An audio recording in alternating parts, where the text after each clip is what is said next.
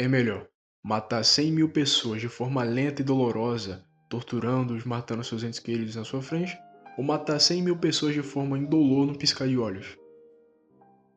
Os bombardeios atômicos de Hiroshima e Nagasaki não foram um ato isolado, foram o clímax de uma escalada de violência e de um cálculo estratégico brutal, moldados por um conflito global que o próprio Japão ajudou a criar através de décadas de expansionismo militar. Para entender a decisão, é preciso mergulhar no contexto da época, repleto de fatos surpreendentes, tecnologias emergentes e uma mentalidade moldada por anos de guerra total. A jornada do Japão para a Segunda Guerra Mundial começou muito antes de Pearl Harbor. Impulsionado por um forte nacionalismo e necessidade de recursos, o Japão embarcou em uma agressiva campanha imperialista. Primeiro, após anexar a Coreia em 1910, a agressão se intensificou na década de 30, com a invasão da Manchúria em 1931 e depois da China em 1937. Esse conflito foi marcado por uma brutalidade extrema, simbolizada pelo massacre de Nanquim, e após isso, décadas e décadas de massacre e conflito, o Japão finalmente se aventurou em Pearl Harbor em 1941, o que acabou culminando numa guerra entre eles e os Estados Unidos. Mas em 1945, a mentalidade dos aliados era de que não lutavam contra a nação que se defendia, mas contra o império agressor responsável pela morte de milhões. E podemos citar uma curiosidade da época, que era de que a propaganda japonesa retratava a guerra como uma missão sagrada para libertar a Ásia dos colonizadores ocidentais. Panfletos e transmissões de rádio prometiam uma esfera de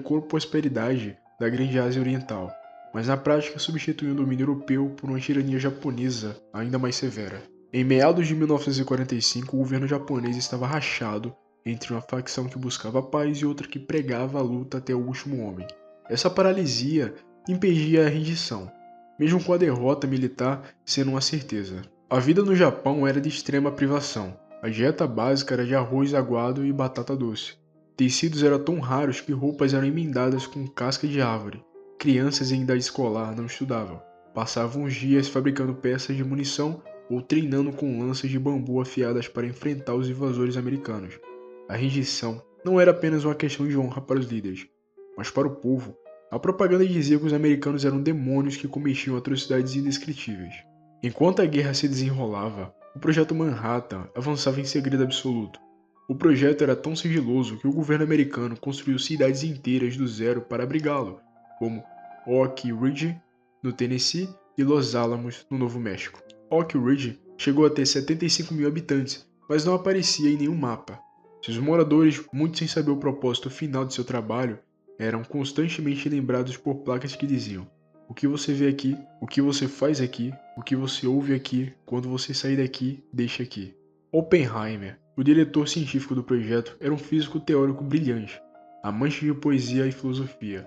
Após testemunhar o sucesso do primeiro teste da bomba, o teste da Trinity, ele citou uma passagem do texto sagrado hindu: agora eu me tornei a morte, o destruidor de mundos. A frase capturou a ambiguidade moral que assombraria muitos dos cientistas envolvidos. E mesmo assim, a decisão de usar a bomba foi influenciada por uma complexa teia de fatores, incluindo a iminente rivalidade com a União Soviética. E a lista original de cidades, alvo para a bomba atômica, incluía Kyoto, a antiga capital imperial e centro cultural do Japão. No entanto, o secretário de guerra dos Estados Unidos, Henry L. Stinson, que havia visitado a cidade em sua lua de mel, insistiu para que ela fosse removida da lista, argumentando que sua destruição seria um ato de vandalismo cultural, que deixaria uma cicatriz permanente nas relações futuras. Nagasaki só foi adicionada à lista posteriormente. O alvo principal no dia 9 de agosto era a cidade de Kokura. No entanto, a fumaça e as nuvens sobre a cidade impediram a visibilidade necessária para o bombardeio preciso. Após 3 passagens sobre o alvo, com o combustível acabando, o avião Boxcar seguiu para o alvo secundário, Nagasaki. A decisão que selou o destino de Nagasaki foi em parte resultado do mau tempo. Em 6 de agosto, a bomba Little Boy foi lançada sobre Hiroshima. O governo japonês, chocado, ainda hesitou. Em 8 de agosto, a União Soviética declarou guerra, invadindo a Manchúria. Em 9 de agosto, a Fat Man caiu sobre Nagasaki.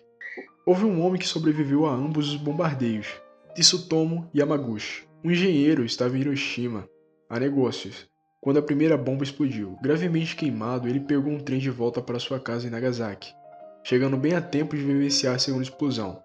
Ele sobreviveu e viveu até os 93 anos, tornando-se um forte defensor do desarmamento nuclear. Foi a combinação desses dois choques avassaladores, a aniquilação atômica e a intervenção soviética, que finalmente quebrou a paralisia do Tóquio, forçando o imperador Hirohito a intervir e anunciar a rendição. O caminho para a bomba foi, portanto, uma estrada complexa, pavimentada pela agressão imperialista japonesa, pela brutalidade da guerra total e pelas primeiras e sombrias manobras da era nuclear. E no fim, isso gera um breve questionamento. É melhor matar 100 mil pessoas de forma lenta e dolorosa, torturando-os, matando seus entes queridos na sua frente, ou matar 100 mil pessoas de forma indolor no piscar de olhos?